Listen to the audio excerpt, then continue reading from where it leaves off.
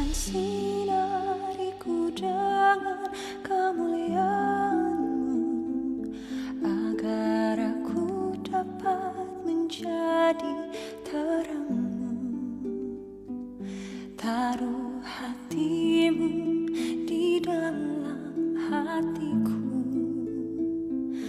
agar ku miliki hati seperti-Mu.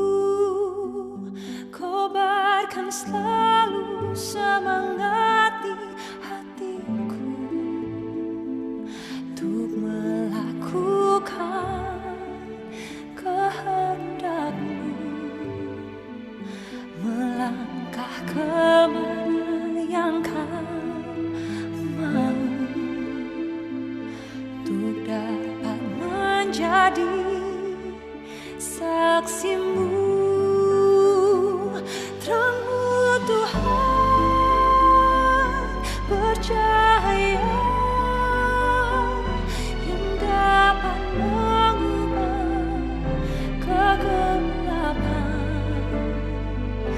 mengubah hati yang gundah, membalut hati yang terluka.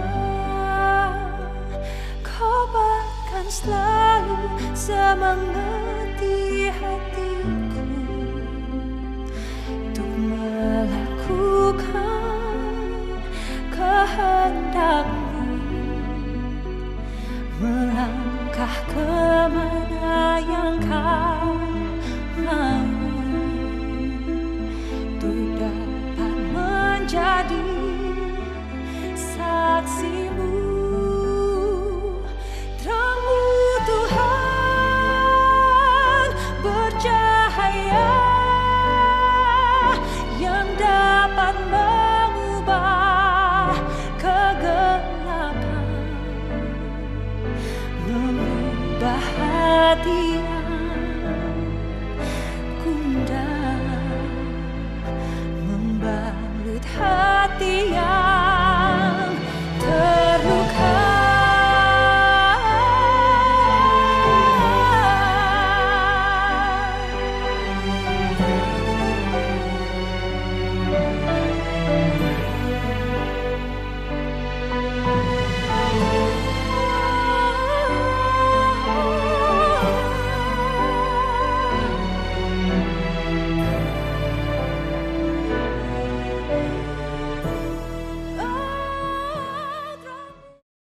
Shalom Jemaat Gereja Kristen Jakarta. Gereja memberikan layanan ibadah online bagi jemaat. Lalu apa saja ya yang harus dipersiapkan? Pilihlah jam ibadahmu dan ikuti tepat waktu. Jangan sampai terlambat ya. Berpakaian rapi dan sopan, seperti kondisi jemaat akan pergi ke gereja. Siapkan Alkitab dan alat tulismu ya. Duduklah dengan posisi yang baik agar tetap fokus. Hindari untuk berbaring ataupun sambil melakukan kegiatan lain di rumah. Berdoalah secara pribadi untuk mempersiapkan hati kita mengikuti ibadah ya. Berpartisipasilah aktif dalam beribadah, seperti ajakan untuk berdiri atau duduk, menyanyikan pujian, dan mendengarkan firman Tuhan dengan tetap fokus. Persembahan dapat jemaat berikan melalui transfer ke rekening gereja lokal masing-masing ya. Ikutilah ibadah online sampai selesai. Mohon bimbingan orang tua untuk dapat mengajak anak merenungkan firman melalui ibadah online sekolah minggu.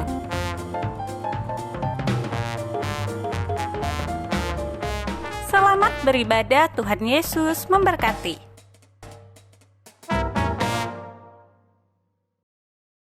Shalom Jemaat Sinode Gereja Kristen Jakarta. Kita bersyukur minggu ini di minggu terakhir bulan Oktober, kita bersama bisa datang ke hadirat Tuhan di dalam pujian dan penyembahan kita kepada Tuhan. Mari jemaat, kita mempersiapkan hati kita kita mengambil waktu teduh di hadapan Tuhan. Sebelumnya saya mengundang setiap kita untuk bangkit berdiri.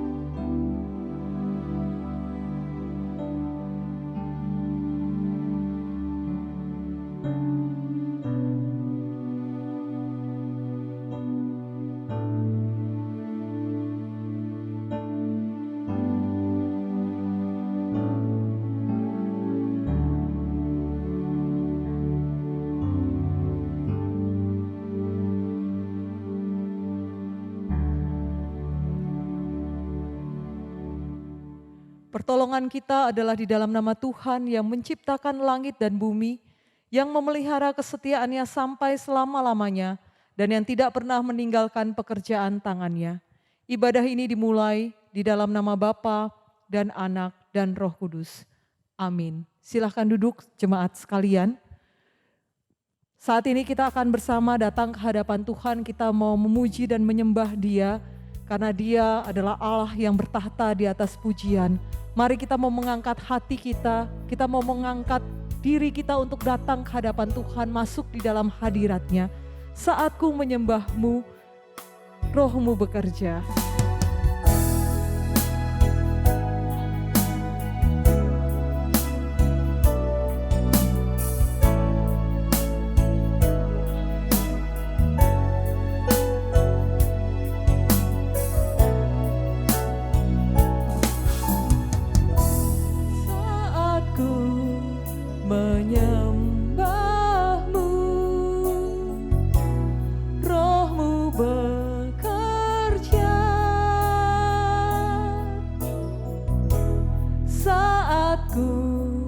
Memuji-Mu, Kau bertahta di atas pujian. Saat ku menyembah-Mu, Roh-Mu bekerja. Saat ku memuji-Mu, Kau bertahta di atas pujian. Ku angkat hatiku, ku pandang kekudusan-Mu. Saat ku sembah, ku puji-Mu, ku rasakan kehadirat-Mu Tuhan.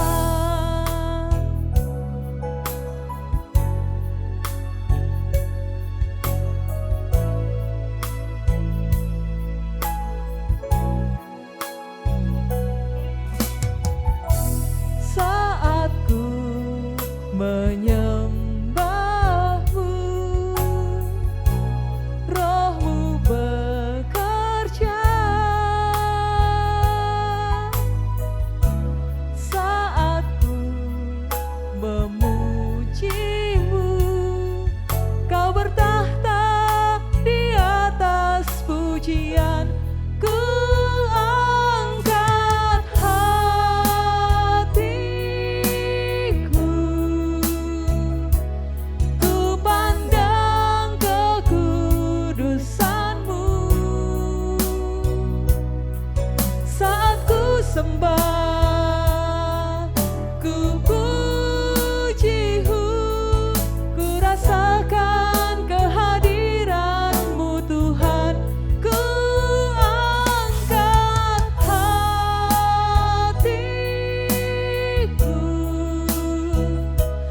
ku pandang kekudusan-Mu.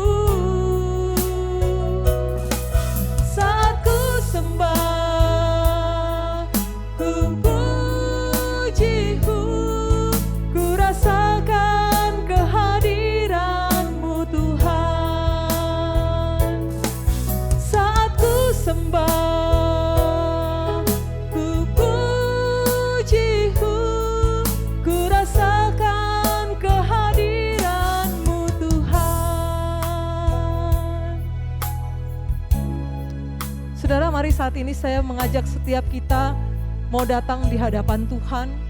Kita mau melihat kehidupan kita, merefleksikan hidup kita. Hari-hari yang sudah Tuhan percayakan kepada setiap kita. Apa yang kita lakukan, apa yang kita perbuat di hadapan Tuhan. Apabila itu tidak berkenan di hadapan Tuhan, mari saudara, saat ini kita mengambil waktu, kita berdoa, kita mengaku segala salah dan dosa kita di hadapan Tuhan. Dan kita memohon Tuhan mengampuni dosa-dosa kita. Dan Tuhan melayakkan kita masuk di dalam hadirat-Nya yang kudus. Mari saudara, kita mengaku segala dosa kita di hadapan Tuhan secara pribadi. Kita berdoa.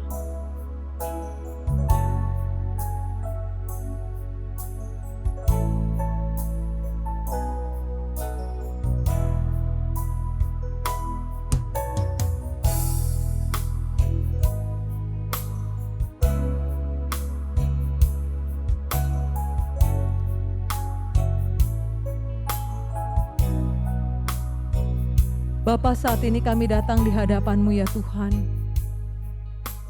Kami menyerahkan setiap diri kami ya Tuhan. Kami tahu bahwa tidak ada yang dapat kami sembunyikan di hadapan-Mu. Kehidupan kami Tuhan terbuka di hadapan Engkau. Engkau melihat setiap hal yang kami lakukan, yang kami pikirkan ya Tuhan.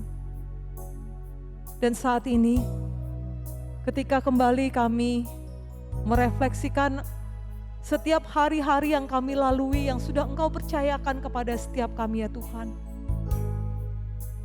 Kami kembali teringat bahwa banyak hal yang membuat kami jatuh. Banyak hal yang membuat kami tidak melakukan perintah-Mu di dalam hidup kami. Banyak hal yang membuat kami mengecewakan Engkau ya Tuhan. Kami saat ini datang ke hadapan-Mu ya Tuhan. Kami memohon ampun, ya Allah kami. Kami mohon Tuhan, ampunilah segala salah dan dosa kami ya Tuhan. Sucikan kami ya Tuhan. Layakkanlah kami ya Bapa masuk di dalam hadirat-Mu yang kudus. Untuk kami bisa memuji dan memuliakan Engkau. Untuk kembali kami bisa dikuatkan oleh kebenaran firman-Mu ya Tuhan. Tuhan, inilah kami. Ampuni kami ya Tuhan, dan layakkanlah kami ya Bapa. Kami menyerahkan ya Tuhan untuk ibadah kami saat ini. Bapa, Engkau mau lawat kami pribadi lepas pribadi. Engkau mau berbicara bagi setiap kami ya Tuhan. Supaya kami kembali mau datang di hadapan Tuhan dengan berkomitmen.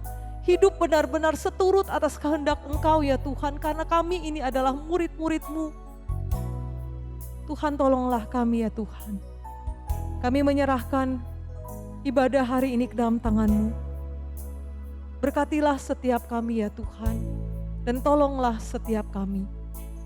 Di dalam nama Tuhan kami Yesus Kristus kami berdoa dan mengucap syukur. Amin.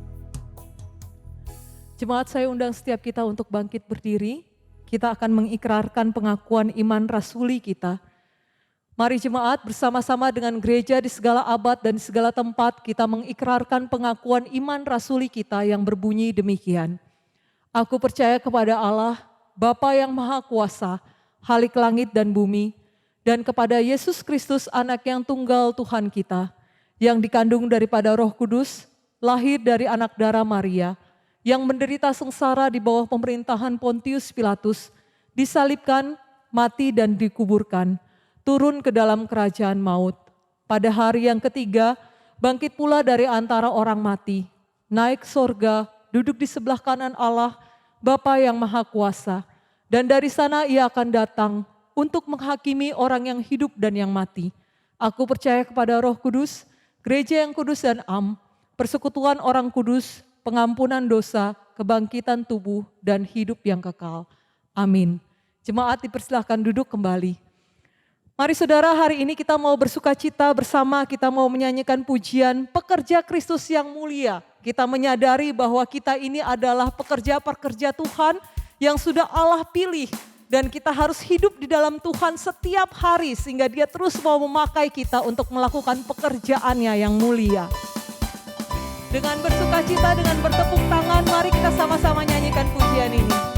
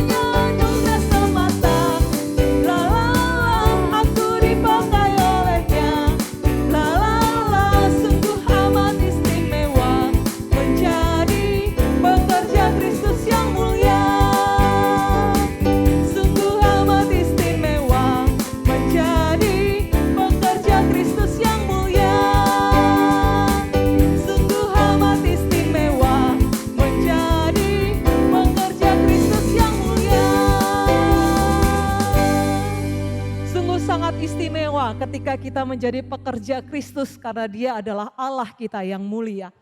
Mari jemaat yang dikasihi Tuhan, kita sama-sama akan membaca firman Tuhan yang terambil dari Mazmur 17 ayatnya yang ke-15.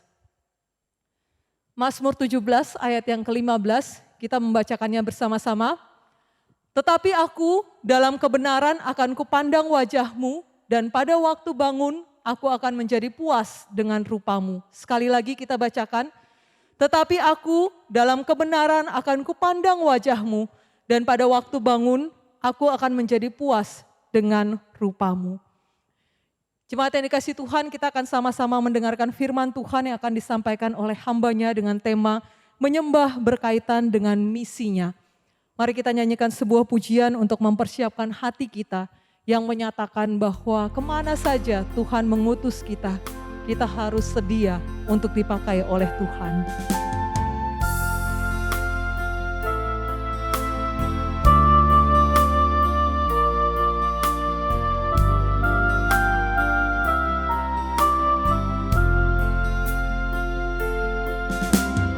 Kemana saja ku telah sedia, pimpinan Tuhan tak pernah bersalah. Tolong ku taat memikul salib-Mu, Tuhan pimpinanmu sempurna. Kemana saja ku telah sedia, pimpinan Tuhan tak pernah bersalah. Tolong ku taat memikul salib-Mu, Tuhan pimpinanmu sempurna. Dalam kota besar atau dalam rimba, jiwa sama berharga di mata-Mu. Kemana saja ku telah sedia, ku mau cinta yang dicinta-Mu.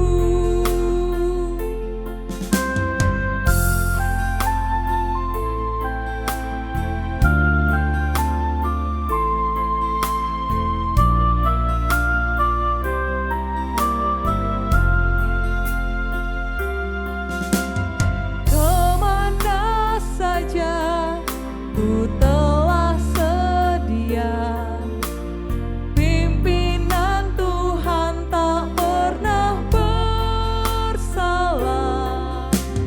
Tolong ku taat memikul salib-Mu, Tuhan pimpinanmu sempurna. Dalam kota besar atau dalam rimba, jiwa sama berharga di mata-Mu. Kemana saja ku telah sedia, ku mau cinta yang dicinta-Mu. Dalam kota besar atau dalam rimba, jiwa sama berharga di mata-Mu.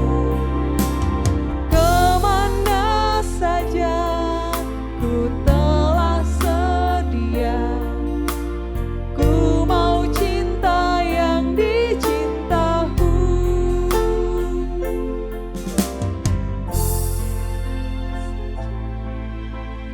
Kepada hamba-Nya kami persilahkan.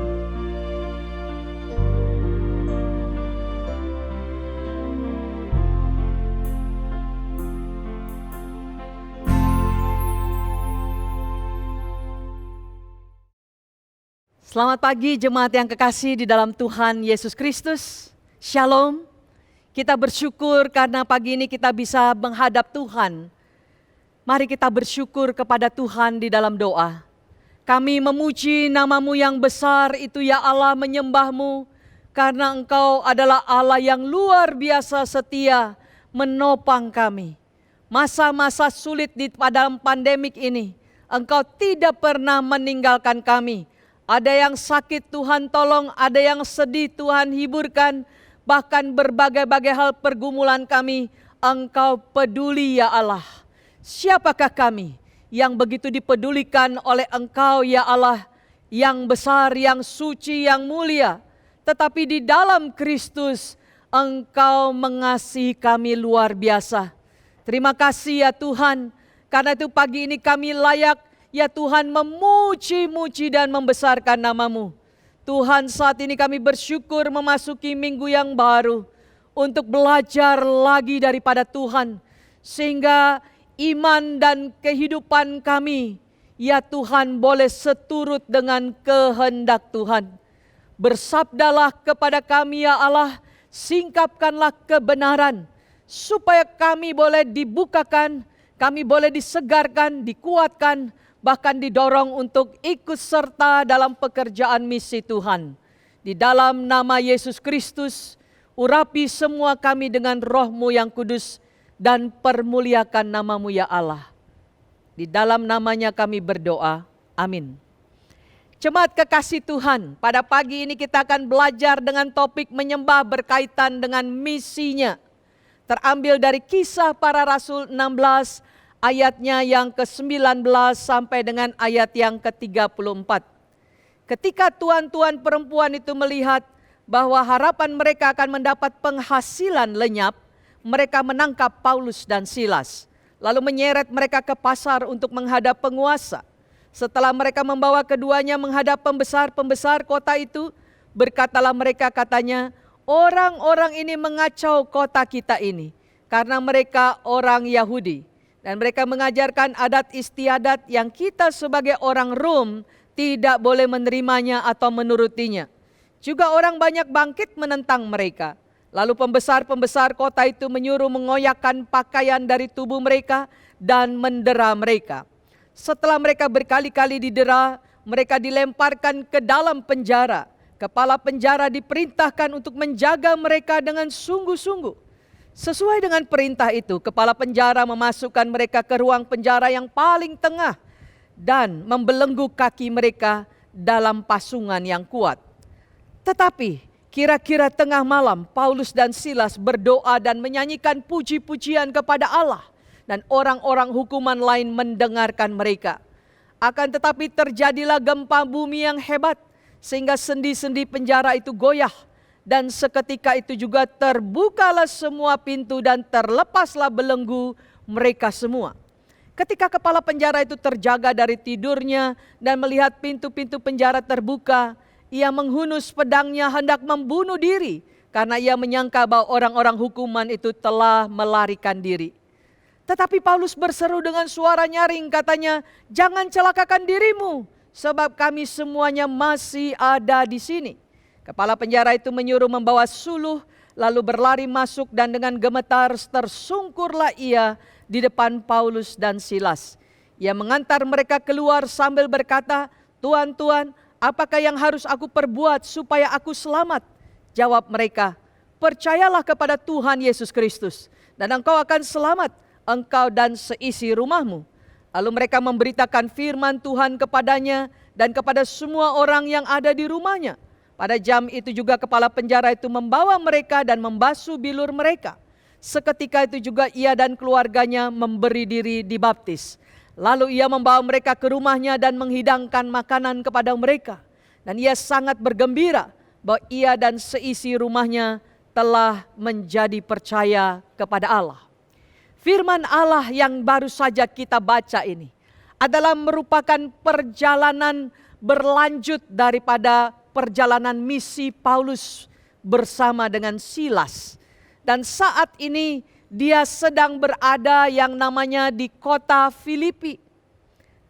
Filipi adalah suatu kota yang artinya mata air. Mana nama kota Filipi ini merupakan nama Raja Makedonia, yaitu Filipus kedua. penghubung antara barat dan timur kepada Romawi. Jadi kita melihat di dalam bagian ini bahwa Paulus sekarang berada justru di bagian daerah Eropa. Padahal sebelumnya dia berada perjalanan sudah hampir sampai ke Asia. Dia berpikir bahwa Asia adalah tempat kelanjutan penginjilan yang akan dia lakukan. Tetapi pada waktu dia sedang menuju kepada Asia itu, kita perhatikan pada ayat yang ke-6. Mereka melintasi tanah Frigia dan tanah Galatia, dan karena Roh Kudus mencegah mereka untuk memberitakan Injil di Asia. Dan setibanya di Misia mereka mencoba masuk ke daerah Bitinia, tetapi Roh Yesus tidak mengizinkan mereka. Inilah yang harus kita pelajari tentang misi. Bahwa misi itu diinisiasikan oleh Allah, bukan manusia. Sebelum dunia dijadikan, Allah sudah merencanakan misinya. Dan pada waktu penciptaan di sanalah Allah memulai misinya. Allah merindukan supaya apa yang diciptakan terus boleh berkembang dan berlangsung dengan damai sejahtera. Tetapi manusia jatuh di dalam dosa, di dalam pasal 3. Terjadi kerusakan-kerusakan baik manusia maupun juga dengan seluruh ciptaan. Namun Allah tidak pernah gagal di dalam menjalankan misinya. Itu sebabnya Allah melanjutkan misinya melalui keturunan Abraham. Dan dari Abraham kepada Israel dan sampai pada akhirnya kedatangan daripada Yesus Kristus. Sehingga kita betul-betul memahami kedatangan Yesus bukan kebetulan. Melainkan memang sudah direncanakan sejak kekekalan. Dan kalau kita membaca sungguh-sungguh di dalam Galatia pasal yang keempat, ayat yang keempat. Ini adalah kalimat yang sangat menyenangkan. Yaitu dikatakan setelah genap waktunya. Jadi Galatia pasal 4 ayat yang ke-14. Kita perhatikan baik-baik di sana. Bahwa justru dikatakan bahwa setelah genap waktunya. Maaf, Galatia 4 ayat 4 ya. Tetapi setelah genap waktunya, maka Allah mengutus anaknya yang lahir dari seorang perempuan dan takluk kepada hukum Taurat. Setelah genap waktunya, orang Yunani punya dua waktu, yaitu kronologis dan kronos. Kronologis itu adalah tanggal 1, tanggal 2, 3, 4 dan seterusnya, itu namanya kronologis. Tetapi ada yang kedua, waktu kairos, adalah waktunya Tuhan. Sehingga ayat ini di dalam Galatia 4 ayat ke-4 berkata, pada waktunya Tuhan telah genap, maka Kristus hadir di tengah-tengah dunia ini. Dialah Kristus melalui banyak pelayanan kepada orang-orang berdosa, orang sakit, orang lapar, orang berbagai macam penderitaan, mengalami kuasa daripada kerajaan Allah melalui kehidupan Kristus. Dan pada akhirnya Kristus mati di atas kayu salib untuk memulihkan kembali, merekonsiliasi hubungan manusia dengan Allah dan juga melakukan restorasi pemulihan kepada seluruh ciptaan yang telah dirusak oleh dosa manusia. Maka karena misi itu adalah inisiatifnya adalah Allah, sehingga seorang yang dipanggil oleh Allah adalah orang yang harus mengalami kedekatan hubungan dengan Allah. Supaya dia mengalami pimpinan, mengalami kepekaan di mana Allah berkarya, disitulah dia juga bekerja bersama-sama dengan Allah. Maka kita belajar daripada Paulus di dalam bagian ini, bahwa pada waktu dia melakukan pelayanan misi, Roh Kudus mengatakan jangan masuk ke Asia. Dia begitu peka. Maka Paulus taat kepada Allah. Selanjutnya mereka melakukan perjalanan melintasi Misia. Mereka sampai di Troas. Dan pada waktu malam hari mereka tidur, Paulus mendapatkan suatu penglihatan. Dikatakan ada orang Makedonia berdiri dan berseru kepadanya, menyeberanglah kemari dan tolonglah kami. Setelah Paulus melihat penglihatan itu, segeralah kami, dikatakan ini menarik sekali, segeralah kami mencari kesempatan untuk berangkat ke Makedonia. Karena memang itu lewat lautan begitu ya. Lalu berangkat mereka ke Makedonia, kenapa? Karena penglihatan itu kami menarik kesimpulan bahwa Allah telah memanggil kami untuk memberitakan Injil kepada orang-orang di sana. Jemaat kekasih Tuhan, seorang yang menjalankan misi Allah, betapa penting mengerti pimpinan Tuhan. Tadi dia dilarang masuk ke Asia, dia tidak masuk. Sekarang Tuhan membukakan jalan, yaitu masuklah ke Eropa, Makedonia, ya, daerah-daerah Roma ke sana. Dan kita melihat nanti bahwa hal yang luar biasa. Paulus segera mengambil kesimpulan, itulah pimpinan Tuhan, dan dia tidak tunggu lama-lama, dia masuk ke daerah Filipi. Tadi saya katakan Filipi ini artinya adalah mata air. Siapakah yang tinggal di Filipi?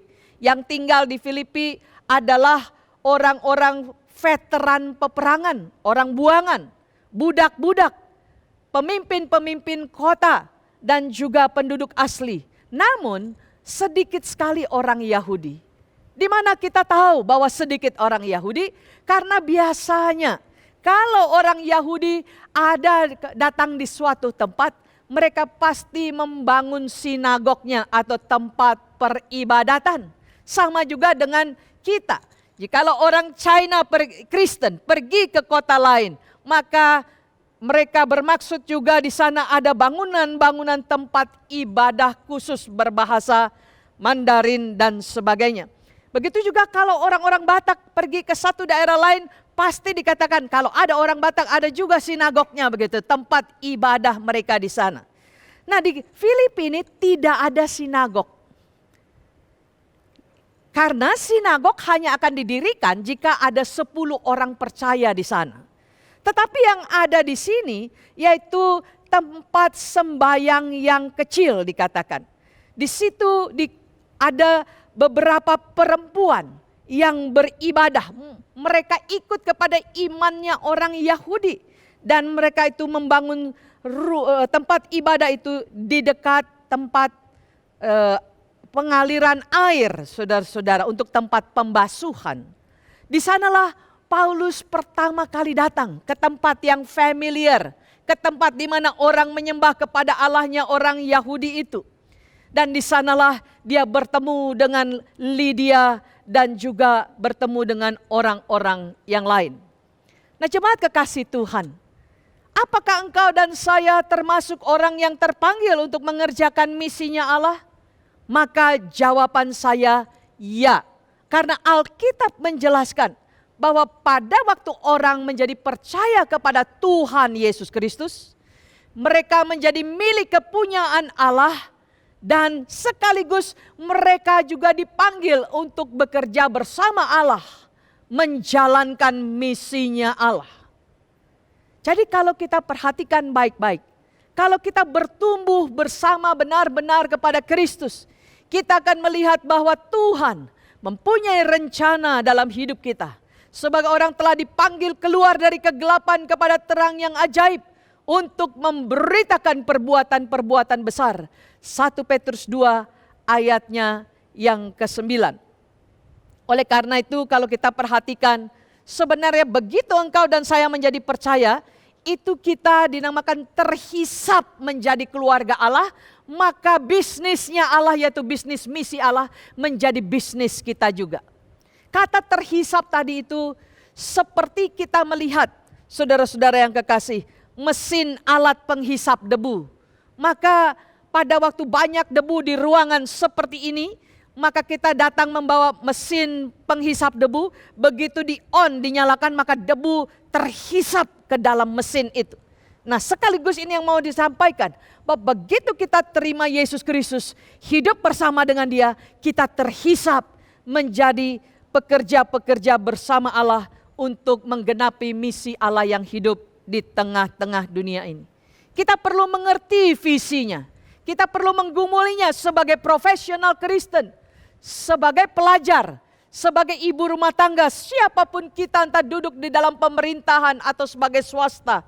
Kita perlu menggumulkan apakah misi Allah bagi saya di tempat posisi di mana Tuhan memanggil saya. Dan kita perlu peka kepada Tuhan, mengerjakan apa yang Tuhan kerjakan. Sehingga apa yang kita kerjakan disertai oleh Roh Allah yang hidup. Nah, mari kita lanjutkan apa yang terjadi kepada Paulus di sini. Bahwa pada waktu dia berkhotbah memberitakan Injil di rumah ibadah yang kecil ini, kita perhatikan baik-baik ayat 14. Seorang perempuan bernama Lydia, penjual kain ungu. Ini adalah penjual atau pedagang kain untuk orang-orang kaya. Kain ungu itu mahal. Ya, dia begitu tertarik dengan imannya orang Yahudi. Dia datang kepada bait Allah untuk beribadah bersama. Dan pada waktu Paulus menjelaskan tentang Injil Yesus Kristus, dikatakan ayat 14, Tuhan membuka hatinya sehingga ia memperhatikan apa yang dikatakan oleh Paulus. Dan seterusnya dia menjadi percaya kepada Yesus Kristus. Hal kedua, kita belajar tentang misi Allah ini. Bahwa pada waktu kita melakukan pelayanan penginjilan, kita harus perhatikan baik-baik bahwa tugas dan panggilan kita sebagai pelayan Allah adalah menabur, adalah membagikan Injil Allah sepenuhnya. Tetapi yang membuka mata hati, yang membuka orang untuk mengenal Yesus, itu adalah pekerjaan Roh Kudus Allah. Banyak manusia sering salah tentang penginjilan. Merasa kalau dia mengabarkan Injil orang tidak terima Yesus, maka dia sudah gagal melakukan penginjilan. Maka dia frustasi dan dia tidak lagi ingin menginjili. Kenapa? Kita tidak pernah akan mampu untuk membawa pertobatan kepada orang berdosa. Karena hanya Allah melalui Roh Kudus-Nya yang dapat mencelikkan rohani yang buta, yang dapat membukakan hati yang sudah begitu gelap, diterangi oleh Roh Kudus, sehingga pada waktu Injil yang kita sampaikan membuat dia mengerti, membuat dia mengalami pertemuan dengan Kristus dan akhirnya percaya kepada Kristus. Kalau tidak, kalau kita bisa mempertobatkan orang, maka sudah berjuta-juta orang bertobat. Tetapi kita melihat di dalam bagian ini, ya, ada banyak orang datang ke gereja sejak sekolah minggu. Tetapi berpuluh-puluh, beratus kali dia dengar Injil, dia belum juga percaya kepada Yesus. Baru mungkin dia pada masa Kaleb, lansia, dia percaya sungguh kepada Tuhan. Jadi kita tidak tahu, bagian kita adalah rajin untuk menabur, setia berdoa, setia mengabarkan kabar baik, setia melakukan cinta kasih kepada sesama kita, dan membiarkan Roh Kudus bekerja membawa orang kepada pertobatan. Kita lanjutkan. Tetapi ternyata pada waktu Paulus datang di Filipi ini dan ada orang yang bertobat kepada Tuhan Yesus Kristus, iblis tidak senang. Ya, kita belajar bahwa yang paling penting di dalam penginjilan ada dua hal penting, yaitu biarlah dalam melakukan misi Allah, orang tidak pernah berhenti-henti untuk berdoa kepada Allah. Sehingga doa itu mengundang Allah untuk berkarya di tengah penginjilan, berkarya di tengah kita melayani Allah, supaya banyak orang kembali kepada Allah. Tetapi yang kedua juga, sebagai orang menjadi pelayan Allah, kita perlu membaca firman Tuhan supaya kita peka, dipimpin oleh Tuhan, sehingga kegerakan Allah menjadi kegerakan kita. Di sanalah Tuhan akan menyatakan perbuatan-perbuatannya. Namun saudara-saudara yang kekasih dalam Tuhan, bahwa melakukan pelayanan misi itu bukan berarti segala sesuatu akan mulus-mulus saja. Seperti jalan tol yang lancar. Tidak, bahkan justru saya ingin katakan bahwa pada waktu Tuhan bekerja, iblis semakin banyak melakukan pemberontakan, mengganggu pekerjaan Allah. Seperti yang dialami Paulus ini. Bahwa begitu dia melakukan penginjilan ada orang yang bertobat, maka di sana itu yang terjadi bahwa iblis mengganggu, membawa dia pada satu tantangan. Di mana dikatakan pada ayat yang ke-17, ya mulai dari 16, ada seorang roh tenung. Itu sama seperti dukun, sama seperti orang pintar, sama seperti orang feng shui dan sebagainya. Yaitu orang yang dipercaya akan bisa melihat masa depan daripada hidup orang. Apalagi kalau dukunnya ini bisa mendatangkan keuntungan yang besar. Saya pikir ya, ini orang seperti apa? Mungkin saja dia orang yang bisa melihatkan sesuatu waktu orang lagi main lotre begitu ya. Dikatakan pilih nomor ini, pilih gambar ini. Lalu pada waktu orang itu melakukannya, ternyata dia menang. Maka orang mulai tertarik kepada iblis. Inilah pekerjaan iblis. Iblis bisa beri apa saja, asal orang akhirnya mengikut dia dan tidak ikut kepada pencipta. Maka di dalam bagian ini di kota Filipi, orang pintar seperti ini ada dan membuat banyak orang pembesar-pembesar begitu suka kepada dia. Karena bisa menghasilkan uang yang banyak, bisa menghasilkan bonus-bonus yang besar. Ya, saudara-saudara kekasih Tuhan, hati-hati dengan godaan-godaan dunia. Seringkali mengarah bagaimana bisa menghasilkan uang secara kilat, menghasilkan uang secara instan. Akhirnya kita berani mengalihkan diri daripada Allah dan mengikuti kepada orang-orang seperti ini, yang membuat orang cinta uang dan akhirnya berani meninggalkan Yesus Kristus. Maka tidak heran kalau Tuhan Yesus berkata bahwa hati-hati dengan mamon, karena orang harus memilih antara mamon atau Yesus. Dan kalau orang sudah terpancing kepada uang dan mencintai uang, orang akan melihat itu kenikmatan yang luar biasa. Dan Kristus makin tidak nikmat. Makin lama orang bersedia meninggalkan Yesus Kristus. Lalu karena Paulus diganggu terus oleh petenung ini mengatakan orang ini adalah hamba Allah yang maha tinggi. Mereka memberitakan kepadamu jalan pada keselamatan. Dia diganggu terus oleh setan ini. Melalui si petenung ini. Sudah tidak tahan hatinya, maka dia berkata, demi nama Yesus Kristus, aku menyuruh engkau keluar dari perempuan ini. Seketika itu juga keluarlah roh itu. Jadi Bapak Ibu dan Saudara yang kekasih, bahwa kita harus siap di dalam pelayanan misi. Ada tantangan, ada masalah, ada kesulitan. Dan gangguan-gangguan si jahat begitu seringnya terjadi. Saya seringkali berada di lapangan puluhan tahun dalam pelayanan misi. Terlalu banyak gangguan dari si jahat. Tiba-tiba ada orang yang kerasukan setan. Tiba-tiba ada orang yang menggelepar bisa di sana. Tiba-tiba terjadi banyak hal, saudara. Tetapi kita harus belajar seperti Paulus. Jangan takut menghadapi tantangan pergumulan. Karena iblis tidak mau manusia berdosa kembali kepada penciptanya. Maka saudara-saudara, saya banyak melakukan bersama-sama dengan para pelayan-pelayan yang lain. Kalau ada kerasukan, melakukan hal yang sama di dalam hidup bersama dengan Tuhan. Mengusir iblis di dalam nama Yesus Kristus. Dan itu terjadi. Bahwa kita perlu ingat 1 Yohanes 4 ayat 4. Roh Allah yang ada di dalam diri kita lebih besar daripada roh di dunia ini. Lalu ketika terjadilah roh itu keluar dari perempuan itu tidak punya kuasa lagi untuk membawa orang-orang yang menjadi langganannya ini bisa lebih cepat kaya.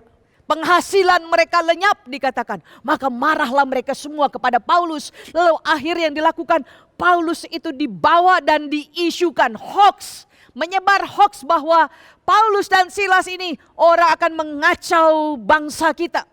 Maka pada akhirnya banyak orang begitu juga marah. Dan akhirnya mereka dibuka bajunya lalu dipukuli seperti kalau maling ketangkep begitu ya. Suka dipukuli babak belur, tetapi setelah itu juga dimasukkan ke penjara yang paling tengah. Dan di kakinya dipasung supaya tidak bisa keluar. Mereka dianggap kriminal besar, mereka dianggap penjahat besar. Lalu saya coba membayangkan malam itu di dalam penjara Paulus dan Silas. Ya, dengan bilur-bilur yang sangat sakit, lelah luar biasa. Dan dianggap sebagai penjahat besar. Mungkin saat itu bisa jadi hati mereka begitu berduka. Mungkin mereka bisa mengeluh, Tuhan kenapa jadi begini ya, kami melayani kok kami dipukulin. Bukankah kami mengabarkan Injil, justru kami babak belur Tuhan. Apakah itu yang terjadi kepada Paulus dan Silas? Kita lihat di ayat yang ke-25 dikatakan, ketika kira-kira tengah malam, Paulus dan Silas berdoa dan menyanyikan puji-pujian kepada Allah. Wow, saya coba menelusuri Dan kalau mencoba bertanya kepada bapak-bapak ini, apa yang membuat kalian bisa datang berdoa kepada Allah di tengah kesakitan penderitaan? Apa yang membuat kalian bahkan bisa memuliakan Tuhan di tengah babak belur yang terjadi? Saya coba membayangkan apa yang terjadi di dalam kehidupan mereka. Maka mungkin Bapak Paulus dan Silas akan mengatakan bahwa yang pertama membawa kami bisa berdoa dan membawa kami bisa memuji Tuhan karena kami ingat misi ini adalah misinya Allah. Dan Allah adalah Allah yang berdaulat di dalam segala pekerjaan misinya. Sekalipun kelihatan ada pergumulan tantangan yang hebat, tetapi Allah bisa memakai tantangan dan pergumulan yang hebat untuk mendatangkan suatu yang baik, suatu kesempatan. Allah bisa merubah supaya dapat dikerjakan untuk menjalankan misi Allah yang hidup itu. Bukankah firman Allah berkata juga adalah kasih karunia kalau boleh menderita karena Kristus. Itu di dalam kitab yang sangat jelas. Di dalam Filipi pasalnya yang pertama ayat 29. Bahkan 1 Petrus 2 ayat 19 berkata. 1 Petrus 2 ayat 19 berkata, sebab adalah kasih karunia jika seorang karena sadar akan kehendak Allah menanggung penderitaan yang tidak harus ia tanggung. Sebab dapatkah disebut pujian jika kamu menderita pukulan karena kamu berbuat dosa? Tapi jika kamu berbuat baik dan karena itu kamu harus menderita, maka itu adalah kasih karunia pada Allah. Sebab untuk itulah kamu dipanggil, karena Kristus pun telah menderita untuk kamu dan telah meninggalkan teladan bagimu supaya kamu mengikuti jejaknya. Bahkan kalau kita mau masuk lagi kepada 1 Petrus 4 ayat 14 sampai 16 berkata, berbahagialah kamu jika kamu dinista karena nama Kristus, sebab roh kemuliaan yaitu roh Allah ada padamu. Jangan ada di antara kamu yang harus menderita sebagai pembunuh, sebagai pencuri, penjahat atau pengacau. Tetapi jika ia menderita sebagai orang Kristen, maka janganlah ia malu, melainkan hendaklah ia memuliakan Allah dalam nama Kristus itu. Jadi kalau kita melihat sekalipun mereka menderita luar biasa, tantangan begitu berat, sukacita tetap ada di hati Paulus dan Silas. Karena percaya akan pekerjaan Allah dan kuasa Allah yang terus berkarya. Karena melihat bahwa itu kehormatan luar biasa, boleh menderita oleh karena pekerjaan Allah yang hidup. Dan Kristus telah memberi teladan, menderita mati di kayu salib, tetapi untuk menebus dosa manusia di dunia ini. Itulah yang membuat mereka bersuka cita. Itulah membuat mereka boleh memuliakan Allah. Karena mereka tahu Allah tidak akan pernah gagal di dalam misinya. Jadi saudara-saudara yang kekasih, saya akan mengakhiri dengan beberapa hal kita belajar di sini. Tantangan, masalah, pergumulan tidak akan melemahkan orang yang menjalankan misinya Allah. Karena di balik tantangan, di balik masalah, di situ justru ada yang namanya blessings in disguise, berkat yang terselubung. Saya ingat waktu zamannya Hudson Taylor, seorang misionaris dari Inggris ke China. Mereka melakukan pelayanan penginjilan begitu luar biasa berpuluh-puluh tahun sehingga banyak orang Chinese boleh mengenal Yesus Kristus Tuhan. Tapi pada satu hari pemerintah mengusir semua para misionaris keluar daripada China. Apakah itu akan menjadi keruntuhan bagi China? Ternyata tidak. Bahkan justru dengan diusirnya semua misionaris keluar dari China, Tuhan memunculkan dari jemaat itu sendiri para hamba-hamba Tuhan. Orang-orang yang siap jadi penginjil-penginjil. Orang-orang yang siap karena sudah ditempa untuk mengikut Tuhan. Orang-orang yang berani berkorban mengabarkan Injil di China. Sehingga China semakin banyak orang bertumbuh. Semakin banyak orang mengenal Kristus. Bahkan bersedia mati bagi Kristus. Kalau kita tahu begitu banyak orang Chinese sekarang keluar dari China menjadi para hamba-hamba Tuhan, penginjil-penginjil, misionaris-misionaris mengabarkan kemana-mana. Yang kedua, bahwa pada waktu pengusiran orang-orang misionaris ini dari China, mereka malah justru mendapat kesempatan mengabarkan Injil bukan hanya di China. Mereka pergi ke 18 negara Asia Timur, termasuk Indonesia. Pertama kali orang yang datang ke Indonesia itu tinggal di mampirnya itu di Kalimantan Barat.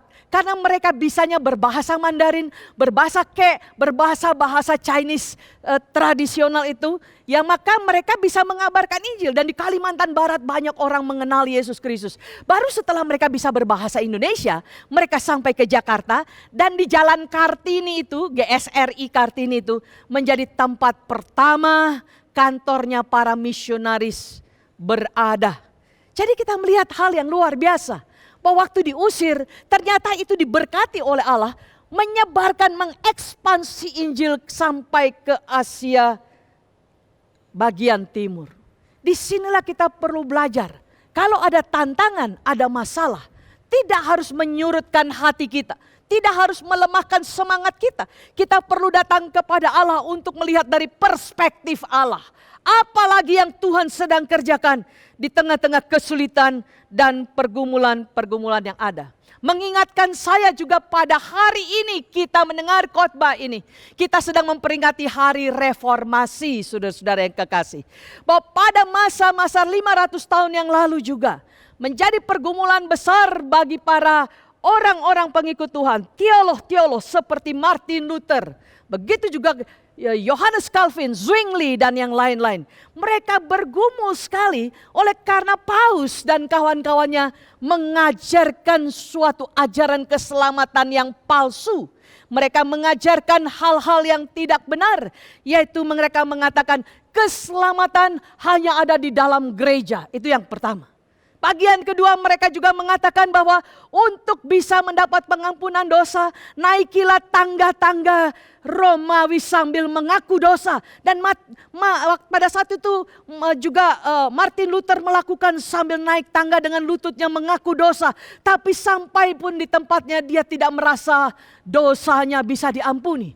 Bergumul besar. Bahkan selanjutnya Paus juga mengajarkan membeli surat-surat indulgensia. Yaitu surat itu kalau dibeli akan mengampuni dosa. Padahal itu hanya ingin memperkaya Paus dan kawan-kawannya. Maka di dalam pergumulan Martin Luther di dalam bagian ini. Dia terus menekuni firman Allah dan dia menemukan bahwa sebenarnya manusia tidak bisa selamat dengan kekuatan sendiri. Dengan amal ibadah sendiri. Dengan puasa sendiri. Dengan berbagai-bagai cara manusia. Tidak akan pernah ada pengampunan. Selain dikatakan melalui anugerah Allah yang mendatangkan Kristus. Dan Kristus mati di kayu salib adalah justru untuk merekonsiliasi manusia berdosa dengan Allah. Dan melakukan restorasi kepada seluruh ciptaan yang telah dirusak oleh Allah.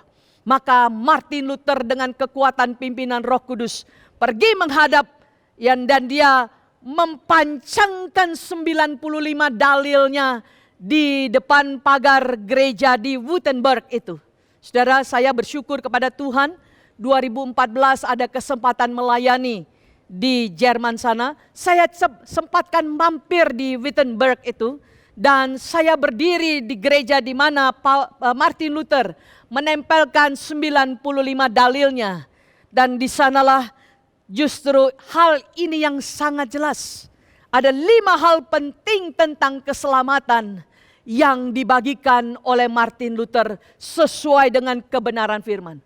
Hari reformasi itu maksudnya mereform kembali. Mereformasi kembali kepada Alkitab. Apa yang Alkitab katakan tentang keselamatan menurut Allah.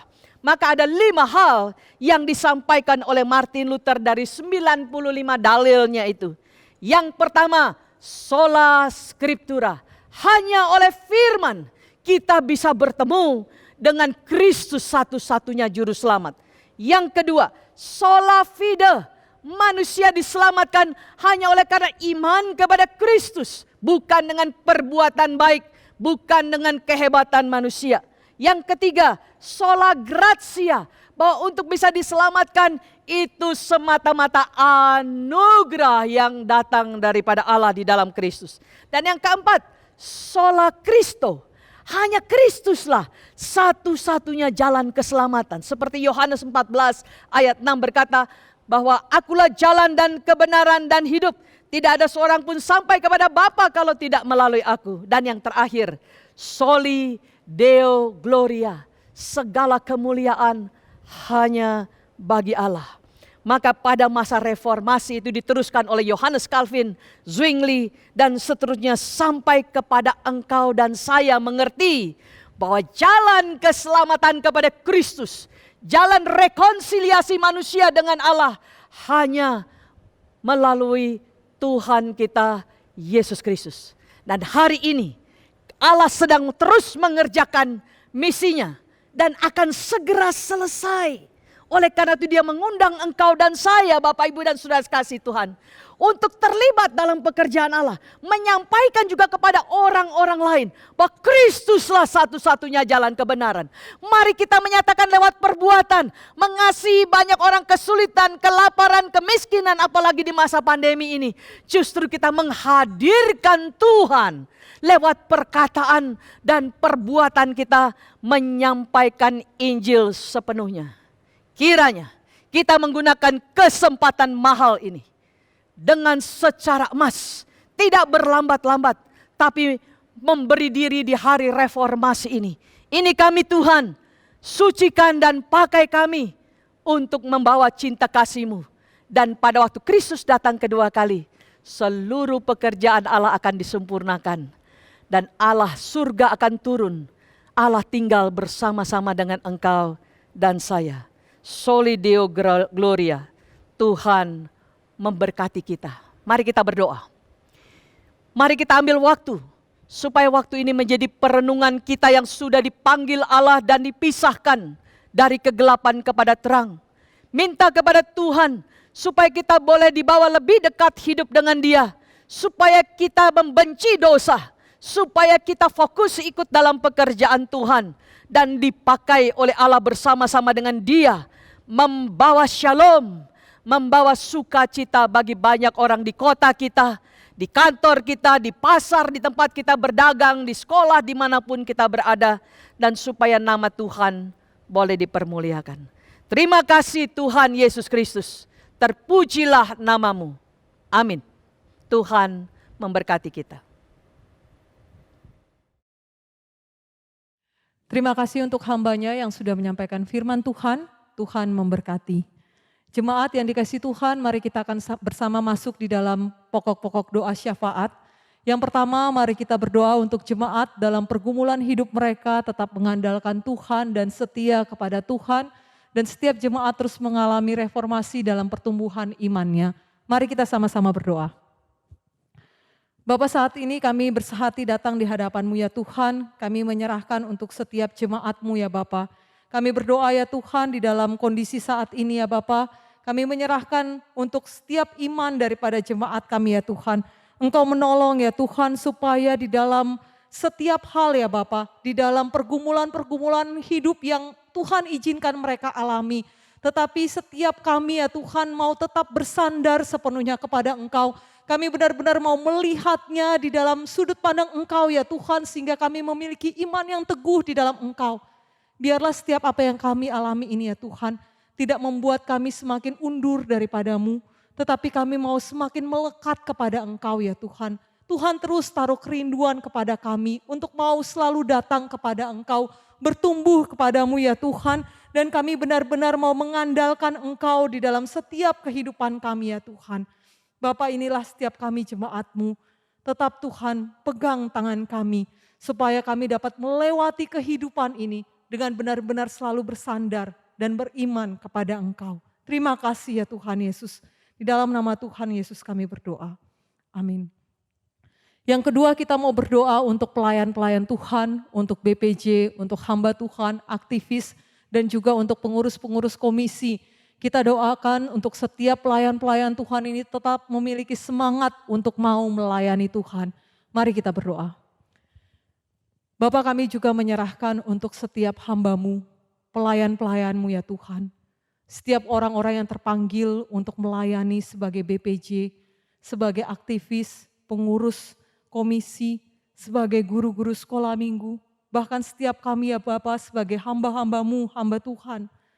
Tuhan, kami menyerahkan setiap diri kami ketika kami harus beradaptasi kembali dengan situasi pelayanan kami yang hybrid ini Tuhan, yang tidak gampang ini Tuhan. Berikan kami perlindungan Tuhan, berikan kami kekuatan kesehatan, berikan kami hikmat-Mu, supaya kami benar-benar mau berjalan seturut atas kehendak Engkau, mengikuti apa kehendak-Mu ya Tuhan di dalam pelayanan kami. Tuhan, mampukanlah kami ya Tuhan. Berikanlah kami kesehatian di dalam melayani Engkau. Sehingga benar-benar kami mau bertekuk lutut di hadapan Engkau. Bergumul di hadapan Engkau. Untuk membawa gereja kami ini ya Tuhan, untuk kemuliaan nama-Mu. Berikan kami terus semangat Bapa di dalam melayani Engkau. Di dalam situasi ini ya Tuhan, berikan kami terus kekuatan di dalam Engkau ya Tuhan. Supaya dengan semangat kami dapat terus melayani Engkau. Di dalam gereja-Mu, bagi jemaat-Mu ini ya Tuhan. Kami menyerahkan untuk setiap pelayan-pelayan-Mu ke dalam tangan Tuhan. Tuhan terus rangkul kami, Tuhan terus tolong kami. Supaya kami benar-benar mau tetap setia di dalam Engkau ya Tuhan. Di dalam nama Tuhan Yesus Kristus kami berdoa. Amin. Dan yang ketiga, mari jemaat kita sama-sama doakan untuk generasi muda milenial. Dengan semangat Sumpah Pemuda tetap memiliki rasa persatuan dan kesatuan bangsa untuk memajukan bangsa Indonesia. Mari kita sama-sama berdoa.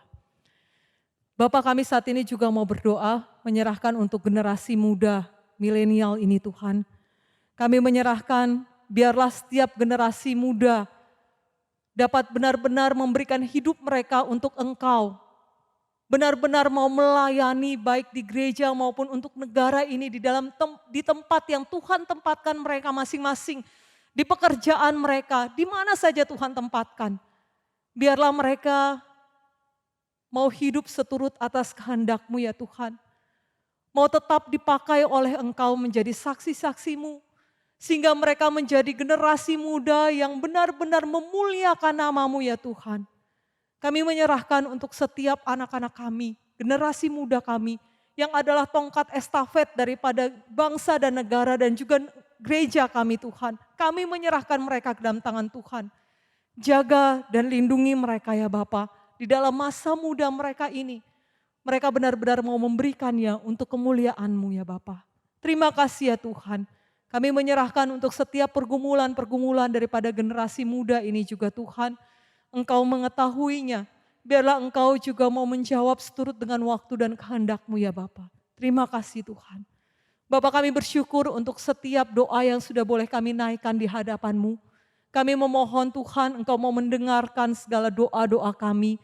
Dan Engkau mau menjawab ya Tuhan setiap seru dan doa kami ini. Seturut dengan waktu dan kehendak-Mu ya Bapa. Ajar kami dengan setia, dengan iman. Kami menanti untuk setiap jawaban-jawaban doa yang sudah kami naikkan kepada Engkau. Di dalam nama Tuhan Yesus Kristus kami berdoa dan mengucap syukur. Amin. Warta Sinode GKJ tanggal 31 Oktober 2021. Yang pertama, kelas bimbingan pranikah Sinode GKJ periode ke-20, pertemuan ke-9 akan diadakan pada hari Selasa 2 November 2021 jam 7 malam dengan tema pernikahan dari sudut pandang medis. Pembicara Dr. Stefani Pangau dan pertemuan kelas BPN akan diadakan melalui Zoom meeting. Sesi Heart to Heart Meeting akan dimulai dari tanggal 3 sampai 10 November 2021. Oleh sebab itu kami minta agar seluruh peserta BPN dapat segera menghubungi para konselor sesuai dengan jadwal, sesuai dengan kelompok yang telah dibagi, sesuai dengan nomor telepon yang telah diberikan agar sesi Heart to Heart Meeting ini segera bisa dilaksanakan di antara tanggal-tanggal tersebut. Ingat bahwa sesi Heart to Heart Meeting ini sangat penting demi kelancaran pernikahan saudara-saudari sekalian. Tuhan Yesus memberkati. Kelas SMK 2 Bahasa Indonesia pelajaran ke-7 akan diadakan pada hari Kamis 4 November 2021 jam 7 malam dengan tema Prinsip Dasar Pelayanan.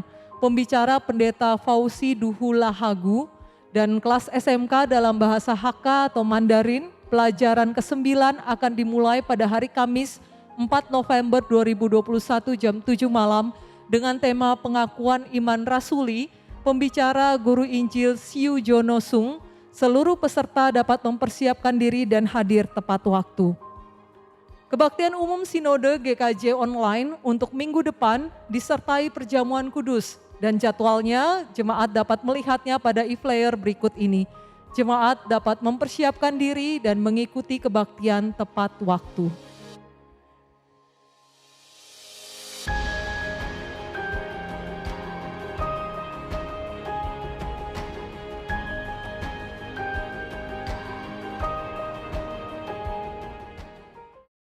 Demikianlah Warta Sinode GKJ hari ini. Terima kasih atas perhatian jemaat sekalian. Tuhan Yesus memberkati. Kita akan memberikan yang terbaik, jemaat yang dikasih oleh Tuhan melalui persembahan kita. Persembahan dapat diberikan melalui scan barcode ataupun transfer ke rekening Gereja Kristen Jakarta yang tertera di layar Bapak Ibu Saudara. Sambil kita memberikan persembahan, mari kita sama-sama menyanyikan pujian dari Kidung Jemaat 424. Yesus menginginkan daku bersinar baginya.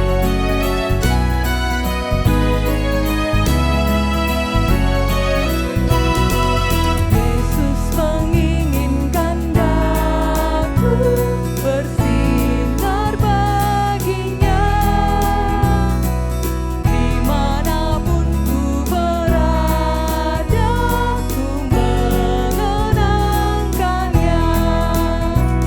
Bersinar, bersinar, itulah kehendak Yesus. Bersinar, bersinar, aku bersinar terus. Yesus menginginkan daku menolong orang lain. Manis dan sopan selalu ketika ku bermain. Bersinar, bersinar, itulah kehendak Yesus. Bersinar, bersinar, aku bersinar terus.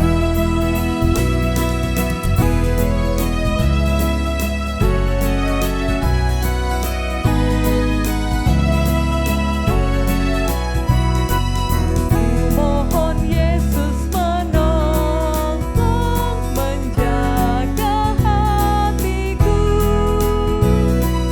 agar bersih dan bersinar mengikut Tuhanku. Bersinar, bersinar, itulah kehendak Yesus. Bersinar, bersinar, aku bersinar terus. Aku pun ingin bersinar dan melayaninya. Hingga di sorga ku hidup senang bersamanya. Bersinar, bersinar, itulah kehendak Yesus. Bersinar, bersinar, aku bersinar terus. Bersinar, bersinar, itulah kehendak Yesus. Bersinar, bersinar, aku bersinar terus.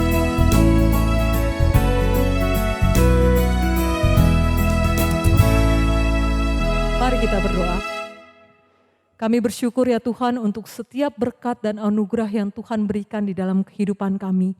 Saat ini kesempatan kami memberikan persembahan bagi Engkau ya Tuhan. Berkatilah persembahan ini ya Bapa untuk pekerjaan Tuhan di tengah-tengah masyarakat, di tengah-tengah gereja kami ya Tuhan. Pakai kami ya Bapa, bukan hanya kami memberikan persembahan melalui uang kami, tetapi hidup kami mau bersinar bagi kemuliaan nama-Mu ya Tuhan. Engkau mau pakai kami benar-benar mempersembahkan hidup kami kepada Engkau. Terima kasih ya Tuhan, kami bersyukur di dalam nama Tuhan kami Yesus Kristus. Amin. Jemaat yang dikasihi Tuhan, saya undang setiap kita untuk bangkit berdiri. Kita menyanyikan pujian doksologi dan setelah itu doa berkat akan dipimpin oleh Pendeta Bobby Mesak.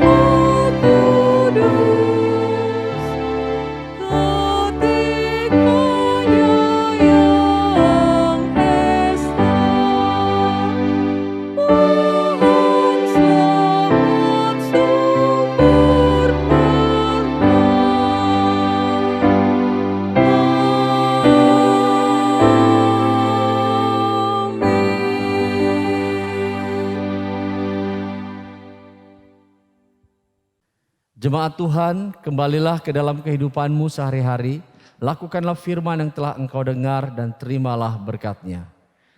Tuhan mengasihi engkau dan melindungi engkau. Tuhan menyinari engkau dengan wajah-Nya dan memberikan kasih karunia. Tuhan menghadapkan wajah-Nya kepadamu dan memberikan damai sejahtera di dalam persekutuan dengan Allah Roh Kudus yang terus memimpin kehidupan kita mulai hari ini sampai Maranatha Tuhan datang kedua kali. Amin. Amin. Amin. Amin.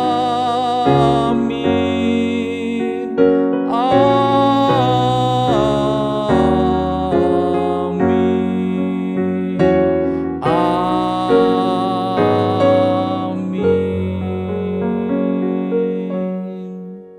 Silakan duduk. Saat teduh, ibadah selesai, Tuhan Yesus memberkati kita semua.